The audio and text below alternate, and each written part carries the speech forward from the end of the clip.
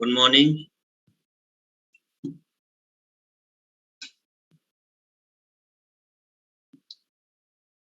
देखिए, हम लोग जो टॉपिक चल रहे हैं आधुनिक भारत में, इसमें हम लोग मेनली बात कर रहे हैं यूरोपीय कंपनियों का आगमन। भारत में जो यूरोपीय कंपनियां आई हैं वो किस क्रम में आई हैं, है ना, और एक एक करके हम उसका डिस्कशन कर रहे हैं। तो इससे पहले हम लोग पुर्तगाली और डचों के बारे में हम लोग पढ़ चुके हैं, और आज हम लोग शुरू करेंगे अंग्रेजों के बारे में। ठीक है,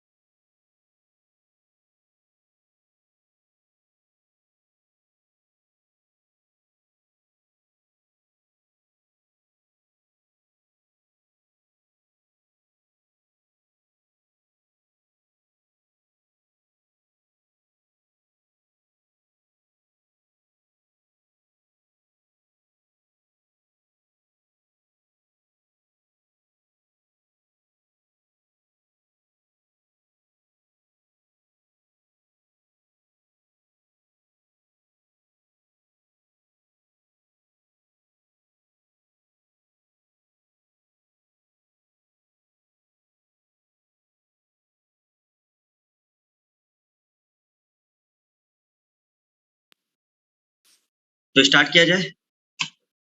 तो भारत में जो ब्रिटिश ईस्ट इंडिया कंपनी है, तो एक्चुअल में इसकी स्थापना हुई कब थी? तो इस कंपनी की स्थापना हुई थी 1600 में। ठीक है, और पूरा नाम अगर हम देखें कि इस कंपनी का पूरा नाम क्या था, तो वो आपका ये नीचे लिखा हुआ है, ये वाला। ठीक है, क्या लिखा है? The governor and company of merchant of London trading into the east Indies. तो ये एक्चुअल में ये जो कंपनी है, ये इसका नाम है, जो 1600 में स्टेब्लिश हुआ।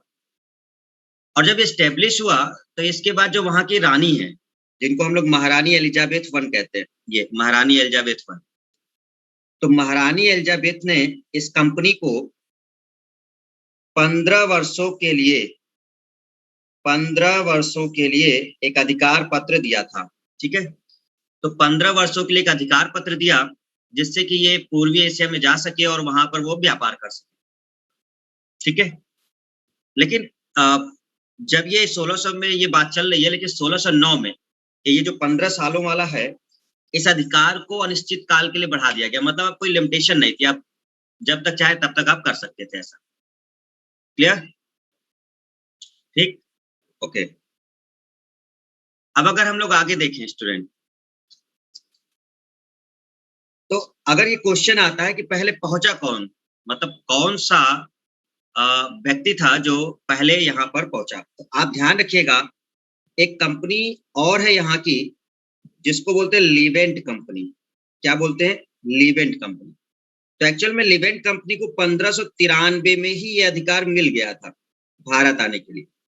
ब्रिटिश ईस्ट इंडिया कंपनी से पहले जो लीवेंट कंपनी है उसको अधिकार मिल गया था, लेकिन ये स्थल मार्ग से है, जबकि हम लोग जानते हैं कि ब्रिटिश ईस्ट इंडिया कंपनी जो है तो वो एक्चुअल में समुद्र मार्ग से है। ठीक है, और व्यक्ति कौन था जो सबसे पहले यहाँ पर आया? तो वो व्यक्ति है जॉन मिल्डन हॉल। ये आपको ध्यान रखना है कि भारत पहुंचने वाला प्रथम ब्रिटिश व्यक्ति कौन है, वो है जॉन मिल्डन हॉल, लेकिन ये स्थल मार्ग से है।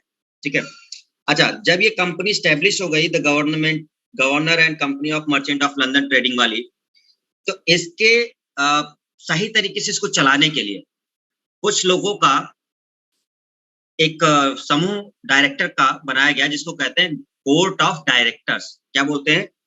Court of directors. ध्यान रखिएगा, ये कोर्ट ऑफ डायरेक्टर का ये काम था कि ये जो कंपनी है इसके कामों को देखना, है ना। और इसमें 26 सदस्य रखे गए, जिसमें से 2 जो थे, एक निदेशक हो गया मेन और एक उपनिदेशक हो गया, बाकी सब सदस्य हो गए। तो इस तरह से ये चीजें चल रही हैं। और एक और पॉइंट याद रखना है कि जो कंपनी है वो उसने जो एलिजाबेथ ने जो अधिकार पत्र दिया था, वो एक्चुअल में चार्टर के नाम से जाना जा रहा है। किसके नाम से? चार्टर के नाम से। अब देखिए, महारानी एलिजाबेथ की बात करें तो 1558 से 1603 का शासनकाल है। 1558 से 1603। जब ये चली जाएंगी तो इनके बाद गद्दी पे कौन बैठेगा इंग्लैंड के? तो 1603 में जेम्स प्रथम शासक बनेंगे। और जब जेम्स प्रथम शासक बनेंगे तो ये एक व्यक्ति को भेजेंगे, कैप्टन हॉकिंस को। किसको भेजेंगे? कैप्टन हॉकिंस को। अब ध्यान रखिए कि इस समय जो भारत में मुगल शासन, यानी कि मुगल कौन है जो यहाँ पर है, तो वो है अकबर। एलिजाबेथ के समय की बात हो रही है, एलिजाबेथ के समय, ठीक है। तो उस समय आपका अकबर का चल रहा है शासन, लेकिन हम लोग जान रहे हैं कि अकबर 1505 के आस 1605 में अकबर हट जाता है और सत्ता किसके हाथ में आ जाती है? जहांगीर के हाथ, ठीक है। तो अब जब जेम्स प्रथम कैप्टन हॉकिंस को भेजता है, तो कैप्टन हॉकिंस जो जहाज, जिस जहाज से आया, उस जहाज का नाम है रेड ड्रैगन जहाज, जिसको हेक्टर भी बोलते हैं। तो कैप्टन हॉकिंस अपने इस जहाज से भारत की तरफ चला और पहुंचा ये सूरत में। और कब पहुंचा? 1608 में पहुंचा। कब पहुंचा? 1608 में। तो सूरत बंदरगाह पे ये पहुंच गया। अब क्योंकि अकबर इस समय है नहीं, तो हम कहेंगे कि ये किसके दरबार में पहुंचा है? तो ये एक्चुअल में जहांगीर के दरबार में पहुंचा है। और जहांगीर के दरबार में कब गया है? तो 1609 में। पहुंचा कब था भारत? 1608 में। कहाँ पहुंचा था? सूरत बंदरगाह। तो 1609 में ये पहुंचा वहां और जहांगीर के दरबार में, और इसने कोशिश की कि इसको फैक्ट्रियां स्थापित करने के लिए अनुमति मिल जाए। क्लियर है? बट ये उसको मिल नहीं पाता। लेकिन 1608 में सूरत में कंपनी स्टार्ट कर दी थी, ठीक है, स्थापना करने का काम कर दिया था, लेकिन लीगली उसको वो अधिकार जहांगीर से नहीं मिला था। हाँ, जहांगीर ने एक काम जरूर कर दिया था कि जहांगीर ने कैप्टन हॉकिंस को एक खान की उपाधि दी, खान की उपाधि, और 400 का मनसब प्रोवाइड किया था। एक क्वेश्चन बनता है कि जहांगीर ने कैप्टन हॉकिंस को कौन सी उपाधि दी थी? खान की। या तो ये कहेंगे कि कैप्टन हॉकिंस को खान की उपाधि किसने दी थी, ठीक है, जिस तरह से पूछा जाए, तो दोनों आपको ध्यान रखना है। तो 1608 में फैक्ट्री इसने एस्टेब्लिश करना शुरू किया था। एक्चुअल में हॉकिंस ने नहीं किया था, कोई और व्यक्ति उसको स्टार्ट किया था, लेकिन ये कंप्लीट नहीं हो पाया उस समय, क्योंकि जहांगीर ने आदेश दिया नहीं, है ना। तो अब ये सब देखते हुए कैप्टन हॉकिंस वापस लौट गया, इसको वापस इंग्लैंड बुला लिया गया। तो ये 1611 में इंग्लैंड वापस चला गया है, ठीक है। और इसी दौरान जो 1611 है, एक फैक्ट्री मसूलीपट्टनम, जो कि आंध्र प्रदेश में है, वहां पर ये फैक्ट्री बना ली गई। अब समझिए जरा, 1608 में सूरत में फैक्ट्री स्टार्ट हुई है, कंप्लीट नहीं हुई है। वो कंप्लीट कब होगी? 1613 में कंप्लीट होगी। कब कंप्लीट होगी वो? 1613 में। लेकिन उससे पहले 1611 में एक फैक्ट्री बन जाएगी, लेकिन अस्थायी है, मतलब ये स्थायी फैक्ट्री नहीं थी। क्लियर? तो ये आपको ध्यान रखना है कि मसूलीपट्टनम में 1611 में एक अस्थायी फैक्ट्री बनी।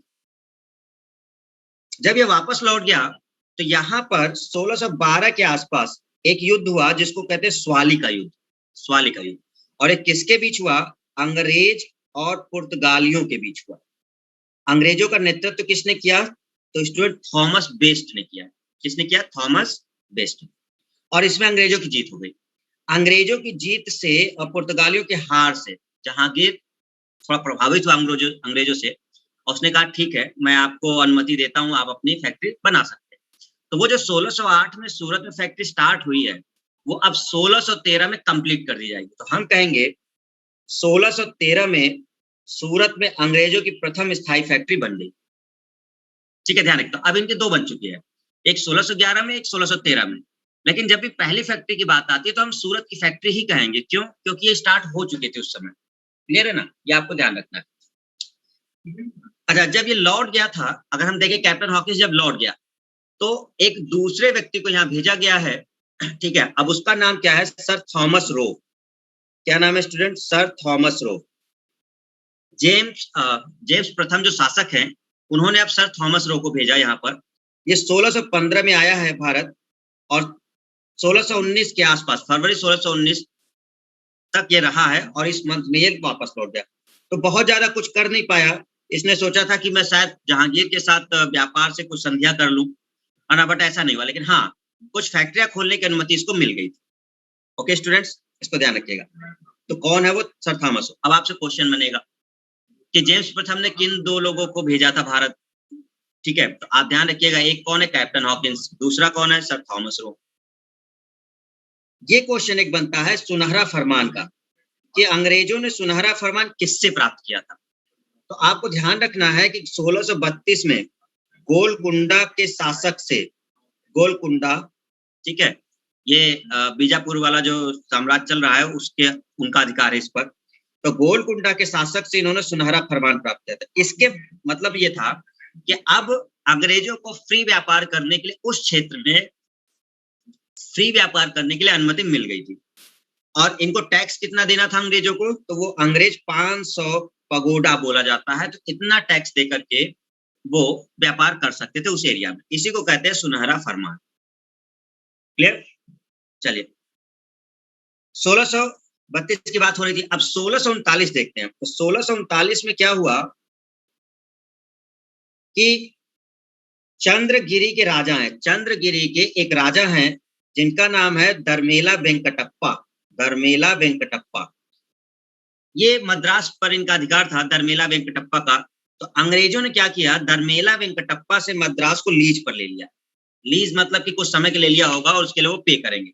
ठीक है, तो मद्रास को उन्होंने लीज पे ले लिया। लेकिन क्योंकि अंग्रेजों की ताकत बढ़ रही थी, तो इन्होंने अगले ही साल 1640 में मद्रास पर पूरी तरीके से अधिकार कर लिया। मतलब अब मद्रास इनके अधिकार क्षेत्र में ही चला गया। तो ये इस प्रकार से कहेंगे कि एक प्रकार से इन्होंने चंद्रगिरी के राजा से मद्रास को छीन लिया। क्लियर? पहले लीज पर लिया, लेकिन अगले ही एक साल बाद उन्होंने उसको अपने अधिकार में कर लिया। और यहीं पर मद्रास में ही इन्होंने किला बनवाया, जिसको कहते हैं सेंट जॉर्ज का किला। सेंट जॉर्ज का किला। अब ये इनका एक केंद्र बन जाएगा, यहाँ से बहुत सारी चीजें, गतिविधि यहीं से करेंगे सेंट जॉर्ज, क्योंकि सुरक्षित हो गए किला बनाने से। ठीक है, तो आपको ध्यान रखना है पहला, कि मद्रास में जो अंग्रेजों ने किला बनवाया है, वो उस किले का नाम क्या है? तो आंसर है सेंट जॉर्ज का किला। ठीक है, अब एक पॉइंट आपको याद रखना है, जब कैप्टन हॉकिंस भारत आया था, तो उसके साथ एक व्यक्ति और आया था, जिसका नाम आपको ध्यान रखना है क्योंकि इंपॉर्टेंट है। अब वो कौन है? वो है विलियम फिंच। और ये इंपॉर्टेंट क्यों है स्टूडेंट? क्योंकि विलियम फिंच वो व्यक्ति है जो हॉकिंस के साथ भारत आया, और अनारकली, जो कि जहांगीर के दरबार में है, या जहांगीर जिससे प्रेम करता था, तो अनारकली का उल्लेख किया है किसने? विलियम फिंच ने। और ये किसके साथ आया है भारत? तो ये आया है किसके साथ? कैप्टन हॉकिंस के साथ। ठीक है, ध्यान रखिएगा। ईस्ट इंडिया कंपनी किन वस्तुओं का भारत से विनिर्यात करती थी? एक डायरेक्ट क्वेश्चन बनता है। तो ये सूती कपड़ा, नील, मसाले और कच्चा रेशम, इन सभी का व्यापार करती थी। लेकिन इनमें भी सबसे इंपॉर्टेंट कौन? तो वो सूती कपड़े, क्योंकि मसालों का व्यापार ये लोग इंडोनेशिया से कर लेते थे। तो अगर इनमें भी कोई क्वेश्चन आता है कि इंपॉर्टेंट कौन जो भारत से ज्यादा होता था, तो सूती कपड़ा स्टार्टिंग के समय में। ठीक है, तो हमने बात की ये कब की? 1640 तक अधिकार हो गया। अब आते हैं 1688, बहुत इंपॉर्टेंट पॉइंट। 1688 में क्या हुआ कि सूरत का गवर्नर था सर जॉन चाइल्ड। सूरत जो बंदरगाह एरिया पड़ रहा था, तटीय इलाका, यहाँ का एक गवर्नर था। कौन? Sir John child. तो इसने क्या किया था कि उधर के बंदरगाह से मक्का को जहाज जा रहे थे, जिससे जो हज यात्रियों से भरा हुआ था। तो सर जॉन चाइल्ड ने उन जहाजों को लूट लिया, मक्का जाने वाले जहाजों को, और जो भी यात्री वगैरह हैं उनको बंदी बनाने का प्रयास किया। तो इसी समय यह न्यूज किसके पास पहुंच गई? यह न्यूज औरंगजेब के पास पहुंच गई कि भैया ऐसा है कि जो यात्री जा रहे थे और जो जहाज थे मुगलों के, उसको सर जॉन चाइल्ड ने लूट लिया है। तो औरंगजेब बहुत गुस्सा होता है इससे, और औरंगजेब गुस्सा होता है और सीधा सीधा सर जॉन चाइल्ड से कहता है कि अब आपको भारत छोड़ देना चाहिए। और इससे पहले औरंगजेब ने कई सारे जो इन लोगों ने कंपनी बना रखी थी अलग-अलग जगह, उस पर अधिकार कर लिया था और एक भयंकर जुर्माना लगाया, भारी भरकम जुर्माना 17,000 पाउंड का। ये 17,000 पाउंड का जुर्माना सर जॉन चाइल्ड पे लगा दिया कि आपको ये देना है। क्लियर है? तो सर जॉन चाइल्ड ने इस चीज के लिए माफी मांगी और कहा कि आगे से हम ऐसा नहीं करेंगे। तो फिर औरंगजेब ने उसको छोड़ दिया जुर्माना लेकर। तो इसमें एक क्वेश्चन बनता है कि औरंगजेब ने किसको भारत छोड़ने का आदेश दिया था? ये है क्वेश्चन। तो आपको ध्यान रखना है, सर जॉन चाइल्ड को दिया था। Okay students. और इसके बाद एक फैक्ट्री बनेगी आपकी 1633 में बालासोर में, ओडिशा में फैक्ट्री। क्लियर? तो अभी हमने कुछ पॉइंट्स देखे अंग्रेजों के कि किस तरह से वो चीजें देख रहे हैं। नेक्स्ट क्लास जब हमारी होगी तो हम लोग इसके आगे इसको बढ़ाएंगे और भी पॉइंट्स हम लोग इसमें डिस्कशन करेंगे। तब तक के लिए धन्यवाद और नेक्स्ट क्लास में हम लोग फिर मिलते हैं। Thank you everyone.